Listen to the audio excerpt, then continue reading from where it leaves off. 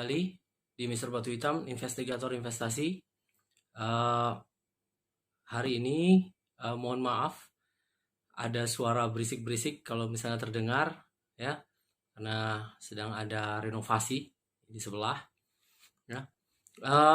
Kita lanjutkan pembahasan mengenai saham. Oh ya, saya mau konfirmasi dulu.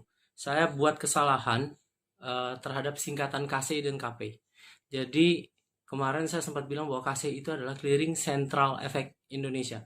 Jadi bukan clearing, custodian Central Effect Indonesia. Yang satunya baru KP clearing dia. Ya, saya sering ketukar itu. Ya.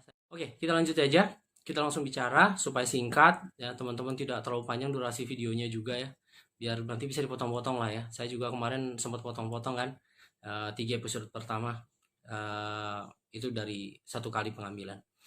Oke, kita bicara efek ya, berupa saham ya. Kita bicara secondary market. Kita harus juga membicarakan mengenai perantara pedagang efek, karena teman-teman itu buka rekening itu pasti di perusahaan atau PT sekuritas ya, yang kemudian memiliki izin untuk menjadi perantara pedagang efek. Seperti itu. Jadi perusahaan sekuritas itu bisa memiliki 3 izin sekaligus. Bisa memiliki izin perantara pedagang efek, dia juga bisa memiliki izin manajer investasi, bisa memiliki izin penjamin emisi.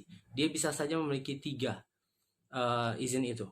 Tapi untuk melakukan menjadi perantara perdagangan antara nasabah dengan emiten, dia harus memiliki izin perantara pedagang efek.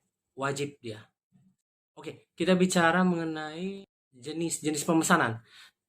Jenis pemesanan sahamnya rekan-rekan itu ada 3 sebenarnya. Ada market price, ada limit price, ada discretionary price. Yang tidak boleh dilarang oleh undang-undang Pasar Modal nomor 8 tahun 95 itu adalah discretionary price. Itu tidak boleh. Jadi yang boleh itu limit dengan market price. Seperti itu. Market price itu harga seketika disebutnya. Jadi ketika saham sedang berada di harga 2020 misalnya, 2020 rupiah, maka ketika langsung memesan itu buy itu langsung di harga itu. Tapi kalau misalnya limit price itu memesan, jadi diberikan range harga. Jadi misalkan antara 2020, kalau bergerak di antara 2020 atau 2010 di antara itu boleh. Seperti itu. Ya, dikasih limitnya. Tapi biasanya itu berarti rekan-rekan menggunakan jasa wakil perantara pedagang efek untuk kemudian melakukan tindakan. Seperti itu, melakukan eksekusi terhadap harga. Seperti itu ya. Jadi boleh saja, tapi sebaiknya ada perjanjian tertulis kalau untuk seperti itu. Dan juga diatur bahwa mereka wakil perantara pedagang efek sebagai staf atau karyawan dari perusahaan efek atau perusahaan sekuritas itu dilarang melakukan tindakan-tindakan tanpa izin dari nasabahnya ya terhadap saham ya. Jual beli itu tidak boleh tanpa izin. Makanya kemudian direkam sekarang kan, telepon itu direkam ya, komunikasi itu direkam. Itu bisa menjadi bukti masalahnya. Kita bicara perbuatan hukum, kita bicara bukti. Bukti itu yang akan kemudian dipertimbangkan menjadi fakta di dalam pengadilan apabila kemudian terjadi kasus hukum di kemudian hari. Seperti itu. Ada sengketa ya, ada dispute. Seperti itu. Discretionary price itu jadinya diberikan kewenangan kepada si wakil perantara pedagang efek atau brokernya itu untuk kemudian melakukan tindakan ya. Kapan beli, kapan jual terserah dia. Itu nggak boleh ya. Seperti itu. Makanya kemudian kewenangan mereka dibatasi oleh undang-undang. Seperti itu. Selanjutnya kita bicara mengenai margin trading nih. Sering banget orang bicara soal margin trading. Apa sih margin trading? Ya, margin trading itu menggunakan margin. Jadi suatu transaksi ya, pembelian terhadap saham atau efek ya, efek lain itu dengan menggunakan uang pinjaman. Ya, uang pinjaman. Berarti dalam posisinya seperti ini, dalam sudut pandang hukum ya, hukum kontrak ya, hukum perdata, itu berarti hubungannya jadinya kreditor dengan debitor. Ini harus hati-hati sekali dan Undang-Undang Pasar Modal itu sudah mengatur masalah ini.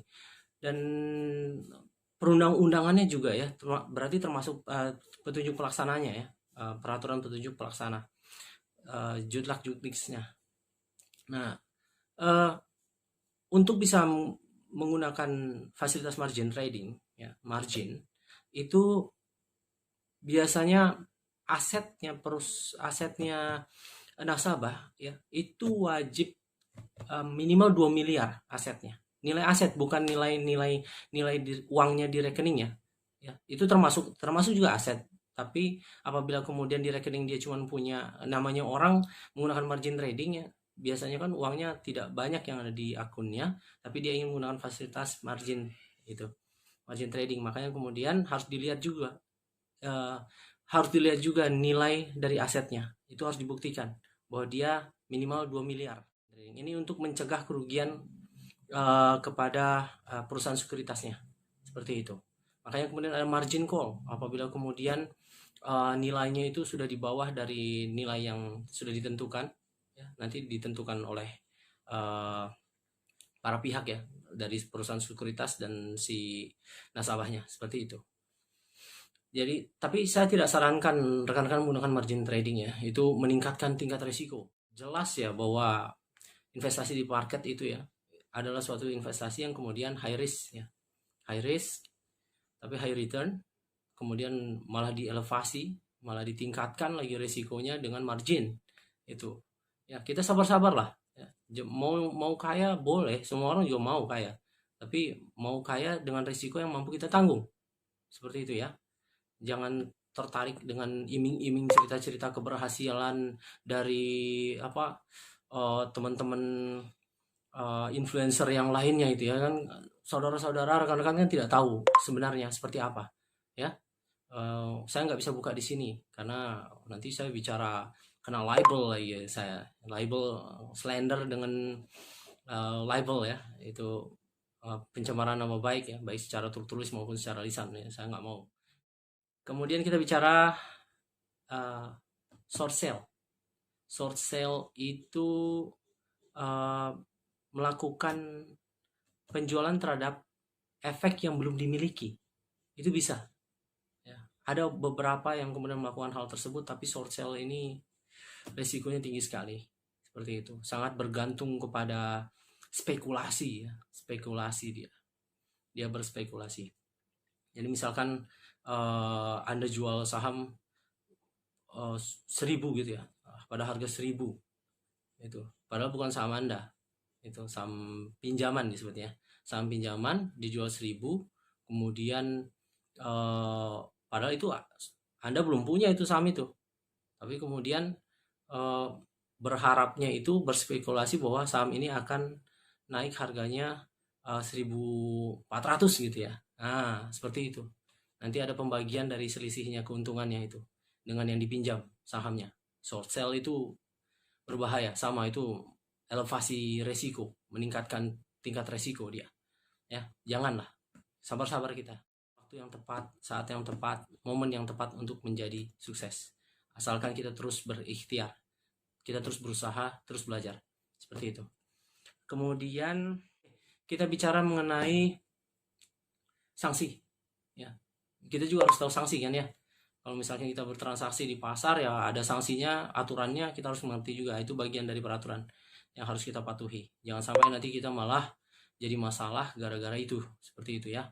Oke, kita bicara sanksinya. Sanksinya itu, larangannya dulu. Larangannya itu ada di pasal 90-an ya. Pasal 90-an lah. Saya tidak hafal semuanya. Tapi pasal 90-an itu dari 90 ke atas itu ada larangan-larangan terkait dengan transaksi-transaksi yang perbuatan-perbuatan yang kemudian dilarang dilakukan dalam transaksi pasar modal, transaksi efek, termasuk short sale, efeknya dilarang, kemudian melakukan penipuan seperti itu ya, penipuan efek, kemudian dia dilarang juga dalam pendaftaran itu memberikan suatu informasi yang tidak benar, ya, termasuk di dalam prospektus. Sebelumnya saya sudah bicara soal pada saat melakukan due diligence. Nah, ini termasuk di dalamnya. Dan kemudian tindak pidana dan tindak pidana pelanggaran itu ada di pasal 103 sampai 110. 110 tapi tidak 109. Jadi antara pasal 103 sampai 109 itu ada hukuman-hukumannya seperti itu. Untuk perbuatan yang dilarang termasuk insider trading ya. Insider trading itu mendapatkan informasi ya, melakukan suatu eksekusi terhadap saham ya, menjual, membeli berdasarkan informasi dari orang dalam. Yang masuk kategori orang dalam itu adalah komisaris, direktur, keluarganya, kemudian pegawainya perusahaan efek itu ya, ataupun pihak-pihak lain yang kemudian karena posisi dan jabatannya itu kemudian dapat memberikan suatu informasi orang dalam seperti itu. Beberapa di antaranya seperti itu ya, perbuatan yang dilarang, hukumannya berat sekali. Hukumannya itu bisa sampai 15, maksimal 15 miliar, penjaranya 15 tahun. Seperti itu. Dan di pasar modal itu unik ya. Pengaturan hukum terhadap pasar modal itu unik. Jadi dia tidak cuma ada hukuman pidana, tapi ada hukuman perdata juga. Jadi dia tidak hanya ada hukuman pidana, tapi ada hukuman perdatanya. Secara perdata ada ya. Jadi pihak-pihak yang dirugikan bisa meminta ganti rugi seperti itu. Jadi bisa meminta remedies atau ganti rugi seperti itu.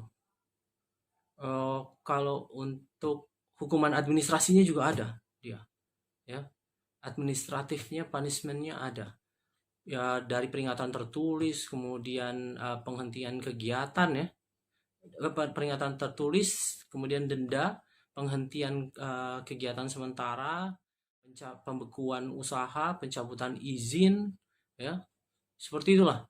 Nanti bisa dilihat di Undang-Undang Pasar Modal. Kalau untuk hal-hal yang perlu rekan-rekan tahu, cari tahu, itu adalah mengenai untuk sahamnya ya. Jangan cuma tahu harga saham, tapi harus bisa melihat dividen per share-nya berapa, DPS kita nyebutnya, dividen per share. Kemudian dividen payout ratio itu DPR. Dividen payout ratio, kemudian kita juga harus tahu EPS, earning per share. Seperti itu ya. Dividen juga kena pajak ya. Kalau kena dividen itu kena pajak. Kalau nggak salah, kalau tidak salah ya, nanti bisa dikoreksi kalau saya salah. Kalau untuk yang modal asing, pemodal asing. Kalau untuk pemodal asing itu 20% kenanya. Kalau misalnya pemodal dalam negeri 15 kalau nggak salah ya. Itu. Coba dicek lagi. Tapi dividen kena pajak. Seperti itu. Jadi mungkin seperti itu saja untuk kali ini. Jadi terima kasih banyak sudah mau mendengarkan penjelasan singkat ini. Mungkin kita bisa sama-sama belajar terus, meskipun masing-masing pastinya akan mendapatkan hasil yang berbeda, tergantung dari modal. Ingat, capital market, pasar modal, tergantung dari modal, tergantung dari teknik, tergantung dari takdirnya. Oke, pada akhirnya kan semuanya kita serahkan kepada Yang Maha Kuasa ya. Terima kasih sudah mendengarkan. Salam investasi.